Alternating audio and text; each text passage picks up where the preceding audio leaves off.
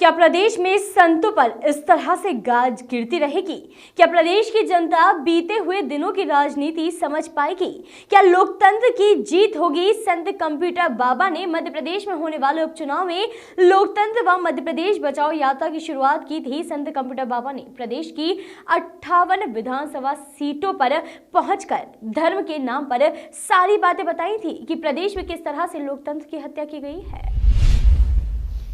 Computer बाबा ने कहा था कि प्रदेश में बिकाऊ राजनीति नहीं होना चाहिए। आज भाजपा ने खरीदी की है तो कल कोई दूसरी पार्टी करेगी। इस तरह का आंदोलन करते हुए कंप्यूटर बाबा ने प्रदेश की 28 विधानसभा सीटों में प्रचार किया था, जिसके बाद से ही संत कंप्यूटर बाबा भाजपा पार्टी की आंखों में खटकने लगे थे। दबी जुबान से यह भी सुनने में आया था कि जैसे ही प्रदेश में 3 तारीख को चुनाव संपन्न होंगे, तत्पश्चात किसी न किसी तरह कैसे संत कंप्यूटर बाबा पर दबाव बनाया जाएगा। और वही हुआ जब गोमटगिरी स्थित संत कंप्यूटर बाबा का आश्रम प्रशासन द्वारा ध्वस्त किया गया और उस आश्रम को अवैध बताया गया, बल्कि उसी आश्रम पर कई भाजपाई नेताओं ने आना जाना किया है और यही वर्षों से चला आ रहा था। पर अब जाकर उस आश्रम पर गाज गिरी। हिंदू धर्म का झंडा बुलंद करने वाली बातें बोल बोल कर वोट मांगने वाली भारतीय जनता पार्टी के लोग साधु संतों के साथ ऐसा व्यवहार करेंगे? आंखों में आंसू लाकर संत कंप्यूटर बाबा ने पूर्व मंत्री जीतू पटवारी को सारी बातें बताई। मध्य प्रदेश के पूर्व मंत्री दर्जा प्राप्तन और महामंडलेश्वर संत कंप्यूटर बाबा की मुश्किलें कम होने का नाम नहीं ले रही हैं। एक तरफ जहां उनके आश्रम व एक अन्य भूमि पर प्रशासन ने कार्यवाही की, तो वहीं उनके कई साथियों के साथ बाबा को सेंट्रल जेल में बंद कर दिया है। ऐसे में कांग्रेस के पूर्व मंत्री जीतू पटवारी, पूर्व सांसद प्रेमचंद गुड्डू, विधायक विशाल पटेल, पूर्व विधायक अश्विन जोशी, विधायक संजय शुक्ला, अध्यक्ष विनय वाकलीवाल, जिलाध्यक्ष सदाशिव यादव सहित कई नेता और संत बाबा कंप्यूटर बाबा से मुलाकात करने सेंट्रल जेल पहुंचे। बाबा से मिलने के बाद लौटे नेताओं ने पत्रकारों के सामने आकर संत कंप्यूटर बाबा को निर्दोष बताते हुए कहा कि बौखलाई भाजपा सरकार संत बाबा पर कार्रवाई कर रही है। इस दौरान कांग्रेस नेताओं ने भाजपा की कार्रवाई को गलत बताया और कहा कि कंप्यूटर बाबा ने जेल में उनसे मुलाकात कर आंसुओं के साथ आप बीती बताई है। जीतू पटवारी की जुबानी माने तो कंप्यूटर बाबा के आश्रम में मिली कई आपत्तिजनक सामग्री उनकी नहीं है। वहीं पुलिस ने जो बंदूक जब्त की है उसका लाइसेंस बाबा के पास है।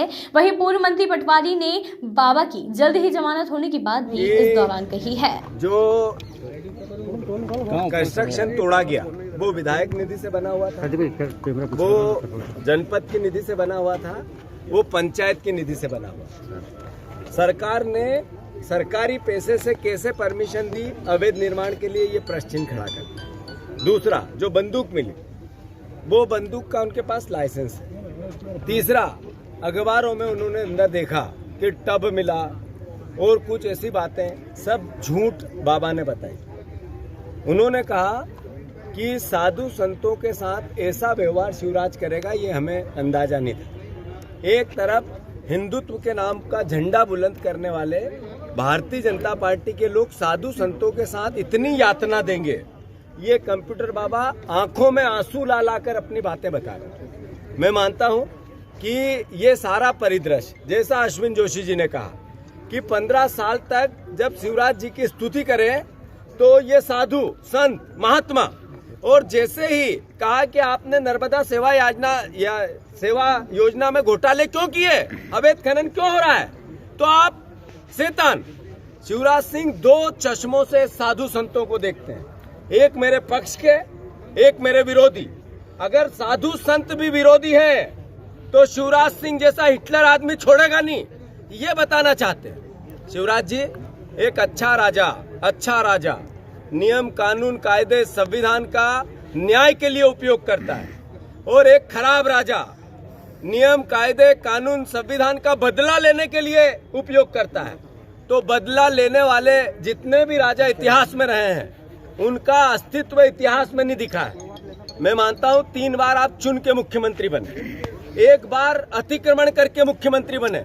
बाबा के अतिक्रमण पर आपत्ति और आपने सत्ता अतिक्रमण से हथियाई, उस पर वाहवाही। ये दोहरा मापदंड शिवराज जी का क्यों है? ये सवाल मध्य प्रदेश की जनता के सामने। कांग्रेस पार्टी बाबा के साथ है, उनके न्याय संगत सारे व्यवहार के साथ है। मैं मानता हूं कि ऐसी सारी परिस्थिति में हम भारतीय जनता पार्टी, जिला प्रशासन और सरकार शिवराज सिंह चौहान की निंदा करते हैं। धन्यवाद। वो शिवराज जिसकी 15 साल से सरकार थी, वो कंप्यूटर बाबा जिसको मंत्री बनाया उन्होंने, जब मंत्री बनाया तब आश्रम अवैध नहीं था। 15 साल से सरकार थी तब आश्रम नहीं दिखा, लेकिन जब बाबा ने लोकतंत्र की हत्या के खिलाफ पूरे प्रदेश में अलग जगाया तो शिवराज सिंह को तकलीफ हुई और बाबा के आश्रम को में अवैधता दिखने लग गई।